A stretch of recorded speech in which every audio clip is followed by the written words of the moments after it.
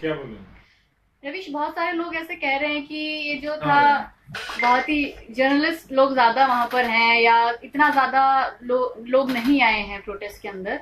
ये आप जब वहां पर गए रिपोर्टिंग करने, आपको क्या लगा कि ऐसा ये सच है? देखिए, अगर कोई ये सोच रहा था कि वहां पे जंतर मंतर पर लालू यादव का महारैला होने वाला है, या अमित शाह जो के लेवल का जो महारैला है, जो जितनी बड़ी बड़ी रैलियां करते हैं, वो तो उम्मीद नहीं करनी चाहिए। उतनी बड़ी रैलियां करने के लिए बहुत पैसा चाहिए होता है, संगठन चाहिए होता है, तो जाके लोग कर पाते हैं। तो जंतर मंतर को क्या क्या हम उम्मीद कर रहे थे, या जो जो आलोचक हैं वो क्या उम्मीद कर रहे थे? 1000 1500 लोग आएंगे। तो संख्या के आधार पे सवाल को आप खारिज नहीं कर सकते। तो फिर तो आप जंतर मंतर पर वैसे लोग भी बैठे हैं जो 5-10 की संख्या में, जैसे प्रोफेसर प्रेम सिंह। वो तो वहां जो लोग आज पहुंचे होंगे बहुत पहले से इस तरह की हत्याओं के खिलाफ पर वो धरने पर उपवास पर बैठे हैं। तो मुझे नहीं लगता कि ये पैमाना सही है कि वहां लोग आया कि नहीं आया, कितना लोग आया। अगर इसी को पैमाना बनाना था तो हम्म। इसी को अगर आपको पैमाना बनाना था तो मेरे ख्याल से तो फिर तो बहुत सारे कार्यकर्ता लगा देने चाहिए जी। थे। वहीं से चुनाव का ऐलान हो जाना चाहिए था, वहीं से और भी तरह की समस्याएं हो जानी चाहिए थी। ठीक नहीं है, मतलब ठीक है, कुछ लोगों को लगता है जो संख्या में 1000 हो सकते हैं, 500 हो सकते हैं, तो वो जाकर अगर अपना प्रदर्शन कर रहे हैं तो ठीक है, इसमें कौन सी बड़ी बात है, और इसमें क्या समस्या एक और ये सवाल उठता है कि पता नहीं ये वाली बात कहाँ से उठकर आ गई है कि लोग कह रहे हैं कि क्या ये प्रोटेस्ट अयूब पंडित के लिए भी है, जो कश्मीर है। में मंच जिस से डीएसपी को मैंने मारा ये गया है। सुना कि जो वक्ता थी वो उन्होंने कहा कि दलितों के खिलाफ जो हिंसा है, अल्पसंख्यकों के खिलाफ जो हिंसा है उसके खिलाफ भी है, और जो लोग इस तरह से मॉब लिंचिंग हो रहे हैं उसके खिलाफ भी। तो मैं तो यही समझ रहा था कि उसमें अयूब पंडित भी हैं, उसमें जुनैद भी है, और मेरे हिसाब से उत्तम और गंगेश हैं। भूप सिंह को भी मार दिया लोगों ने, और तमिलनाडु के वो अधिकारी जो गाय खरीदने आए थे अपने पशुपालन विभाग के लिए, उनको लोगों ने इतना मारा पीटा। वो तो मुसलमान नहीं थे, तो इस भीड़ भीड़ की संस्कृति के तो शिकार हो ही गए। मेरे लिए तो डॉक्टर नारंग को जो मारा दिल्ली में, उसके खिलाफ भी एक प्रदर्शन है, एक तरह से वो भी शामिल है। पर हर प्रदर्शन को भारत की हर समस्या के समाधान के रूप में नहीं देखना चाहिए। हाँ, ये कोई जालिम लोशन नहीं है कि आपकी कहीं खुजली हुई तो हर जगह लगाइए, हर खुजली में लगाइए और बीमारी ठीक हो जाएगी। एक सवाल को लोगों को लेकर लगा कि हाँ ठीक है, इस पर बोलना चाहिए, तो इस पर बोलना चाहिए। जो चुप है ना प्रिया, आप उसको देखिए वो कौन लोग हैं। जो चुप हैं ये वो लोग हैं जो 30 किसानों की आत्महत्या होती है, 3 लाख किसानों की आत्महत्या होती है कई साल तक, इससे कोई फर्क नहीं पड़ता है।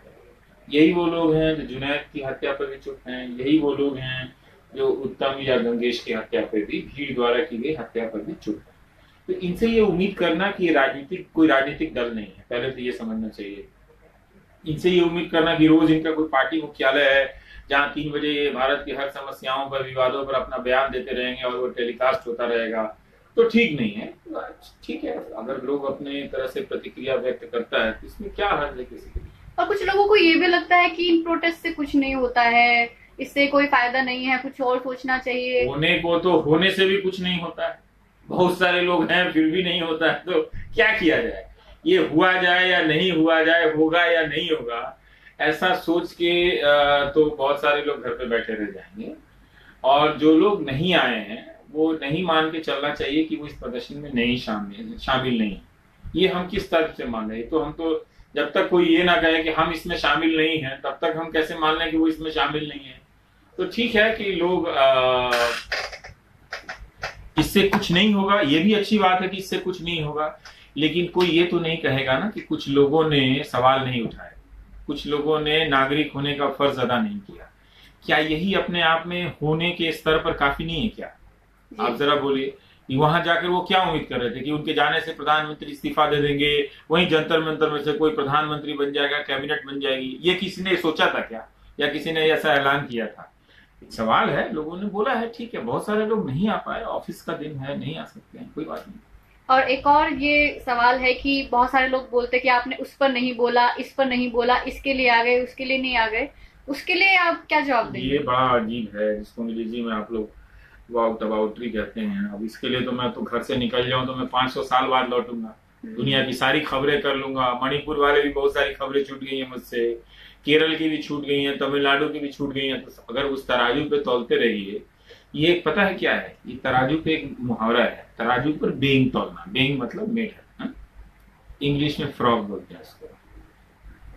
तो जब मेढक तौलिएगा ना, तो 5 इधर डालिएगा, तो जब तक आप 5 इधर डालिएगा 2 उधर से कूद के उतर जाएगा तराजू से, तो कभी आप तौल नहीं पाइएगा। ठीक है, आप अपने नागरिक जीवन में बेशक 100 सवालों पे ना बोलें, अगर 10-12 गलतियों पर अगर आप बोल रहे हैं तो मुझे लगता है कि ये भी काफी है। और लोग बोलने का अभ्यास करते हैं, सीखते हैं, ये अपना लोकतांत्रिक जिम्मेदारी निभाते हैं। अब आप उसको देख लेंगे, कोई कह रहा था कि लेफ्ट लिबरल है, कि पता नहीं कौन सा लिबरल है, कि क्या है, वहां जितने लोग आए हैं, तो जिस सीपीएम पार्टी को यहाँ तो कोई वोट नहीं मिलता दिल्ली शहर में, तो वहाँ उसके लिए क्या लेफ्ट लिबरल, मुझे समझ में नहीं आता कि इस सब पैमानों का क्या मतलब है। और इनसे क्यों उम्मीद की जा रही है कि ये कोई राजनीतिक विकल्प बनाते, क्यों बनाएंगे राजनीतिक विकल्प? जो राजनीतिक दल है वो बनाए राजनीतिक विकल्प, पहले वो सरेंडर करेंगे, हाँ हमसे नहीं हो सकता है, हम लोग कुछ नहीं कर पा रहे हैं, हम किसी लायक नहीं है, हमसे अब दो लाइन की राजनीति नहीं होती है, भाषण नहीं दिया जाता है, वो पहले सरेंडर कर दे भारत की जनता के सामने। इन लोगों का ठीक है अपना बोल रहे हैं, इसलिए ये नहीं समझना चाहिए कि ये राजनीतिक विकल्प नहीं पैदा कर रहे हैं इसलिए इन्हीं की जिम्मेदारी है। ये क्या बात हुई? मुझे नहीं लगता कि ये कोई बात है। मैं तो, मुझे समस्या है इस पूरे तर्क से। वैसे भी उन लोगों से को जो लोग ये पूछते हैं कि आप 84 में कहाँ थे या वहां तक कहाँ थे, उनसे कोई पलट कर नहीं पूछता है कि आखिर आप कहाँ थे। तो बेसिकली उनसे भी पूछना चाहिए कि उन्होंने अब तक क्या किया है, कम से कम इस तरीके का प्रोटेस्ट ही कर देते जिनके लिए वो आपसे सवाल पूछ रहे हैं। Thank you Ravish.